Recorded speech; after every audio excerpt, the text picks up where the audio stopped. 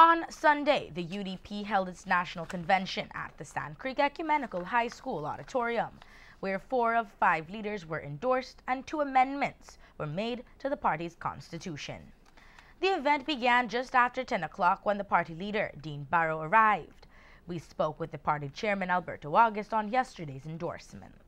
The central executive of our party met on the 7th of January, and it was at that meeting that they decided that we had to now proceed into a national convention, because the national convention of our party was due in 2015, but you know we had 5 elections in 2015, so there was no way you could have fit it in. So the central executive mandated for us to proceed as soon as possible with the holding of a national convention. That resolution was taken to the National Party Council. It was at the National Party Council that we decided that on a date, the 20th of March, and in Dangriga. And now, we are now having that convention this morning. What happened now is that the National Party Council also mandated for us to advertise the 5 leadership positions in the party. That is, of course, the leader for our party, the first deputy leader, the second deputy leader, the national chairperson, and the vice chairperson. So we ran an ad for 20 days inviting applications for any of those positions. The deadline for the submission of application was January 29th at 5 p.m. When that deadline came, we received only 5 applications from the 5 incumbent office holders. So what we're doing right now is proceeding now into the endorsement, getting the national convention of our party, endorsing 4 of these 5 persons in the absence of the first deputy leader of our party. We have, of course, the maximum leader for our party, the Right Honorable Dean Barrow. Then for second deputy, we have the Honorable Erwin Contreras, and myself as the national chairperson, and then Fern Gutierrez as the vice chairperson of the party. As it relates to the amendments to the party's constitution, August says one of them relates to the makeup of the central executive, while the other had to do with the carrying out of conventions. There's a first amendment. Of course, we have been operating, the party has been operating with our Secretary General, sitting in meetings of the Central Executive Committee and the National Party Council, and voting at our national conventions.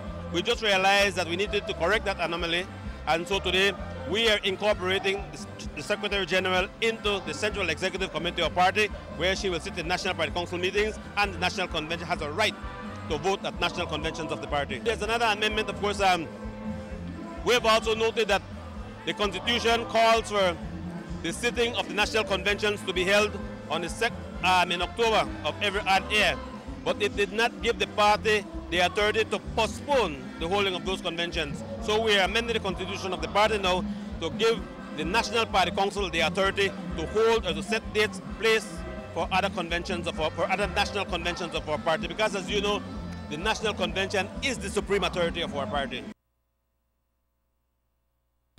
The convention had the presence of delegates, area representatives, members of the Senate, as well as other members and supporters. Notably missing from yesterday's convention in Dangriga was the Deputy Prime Minister, Gaspar Vega, who also serves as the area representative for Orange Walk North. We asked UDP's chairman, Alberto August, if Vega's absence was with an explanation, and we also took that opportunity to ask August to weigh in on Vega's resignation. I haven't spoken with him for quite a while, I wouldn't say, but some of his people are here. That is the only constituency, of course, like you know, like I announced earlier, we're only short of 16 delegates from the 706 delegates. You know, so some of his people are here. Why he's not here, I'm not sure. You know, every good thing or everything must one day come to an end. And I believe that the deputy, was a pillar in our party, and he decided that was it for him. We have to respect his decision. You know, he like I said, he was an integral part of our party. We are going to surely miss him in the party, but the party moves on. And in his letter, tendering his letter, he basically told us that he will continue working with the party to ensure that we get a good candidate to replace him in that constituency. Vega's contribution to the UDP has been crucial, but according to Chairman August, the party has a way of bouncing back. One of the trademarks of our party is that we have the ability to rebound, because there are some things that we don't have any control over.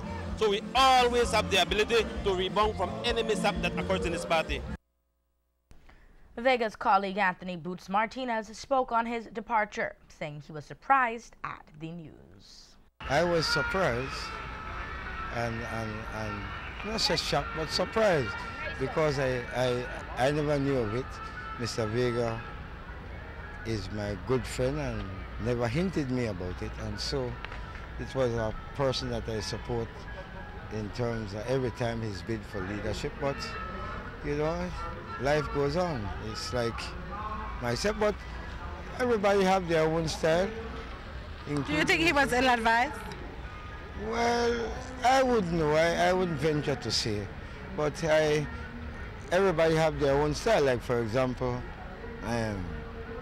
I announced immediately after the election that I will not be seeking re-election again, clear. But you know, everybody have their own style, and so for me it is a good way to start to get the party ready to transition in terms of the seat for Port Loyola. But I just say everybody have their own style. Prime Minister Dean Barrow also spoke on the factors that contributed to Vega's decision to leave and emphasized on the void that was left behind. I only know what he said in the letter that the media has a copy of. In terms of my personal conversation with him, he repeated what's in the letter, that he really has grown tired and he does not want to contest the next general elections, and in that context he doesn't want to continue as first deputy, because had he been endorsed today, that would have been for 4 years. As you see, we changed the constitution, so there'll not be another convention until just under 4 years time, and that's to accommodate the fact that I am going. Apart from what he has said, factors that I am sure influenced his decision, but as to what exactly those are, I'm sure when the media gets a chance to talk to him, he might wish to, in fact, expound on those. For me, I am happy that his letter indicating what he's doing was very proper and correct. He continues to be a UDP. He's pledged his loyalty to the party and his willingness to assist with whoever will come next to represent the party in that constituency of Orange Walk North. You said something earlier that I want to add to.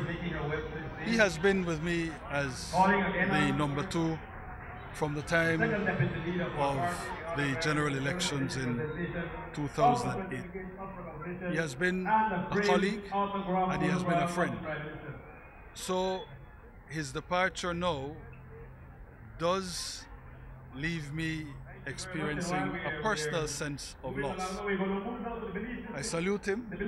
I thank him for having served for so long and for so loyal and so loyally, and having served so well. His departure, even though he is going to try to assist with the transition, does leave a huge void for the party, particularly in the north and in Orange Walk. But the moving finger writes and having written moves on. So I thank him in the name of the party.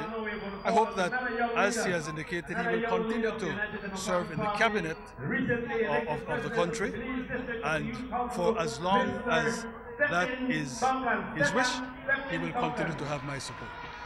Do you think that, do you regret, or do you think that perhaps the taking away of natural resources was a deciding factor for him, and is that a decision that perhaps you have some regrets about? No, the thing is that he has not said that, and I have no reason to come to such a conclusion.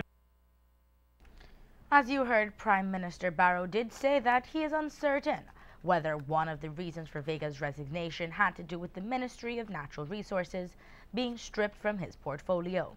Despite Barrow's uncertainty, it is a popular opinion that that may have been the deciding factor for Vega, a factor that Michael Finnegan says would be disappointing. Politics is a big man game. Politics is not, you don't baby people in politics. And if Mr. Vega wants to depart, it is an unfortunate situation, but if he wants to depart, so what? We wish him all the best. I am the oldest person in this United Democratic Party. I am the Minister of Housing with a small budget, but that doesn't bother me. That doesn't bother me. I will do the work and perform within the capability of the ministry I have, and I will perform in connection or in conjunction to how the Prime Minister wants me to perform, and he will keep me there based on how I perform. But I don't quarrel for ministry. I have the oldest member of the party and I don't quarrel for ministry. Is it your opinion that he felt that he was inseparable from the Ministry of Natural Resources? Well, then you have to go and ask Mr. Vega that. I cannot speak for Mr. Vega. But if that is so, oh, I am ashamed. But I don't think that is the case, but you'd have to go and ask him. As we mentioned, Vega was not present at yesterday's convention, and since his resignation, we have been unable to get an interview with him on the situation.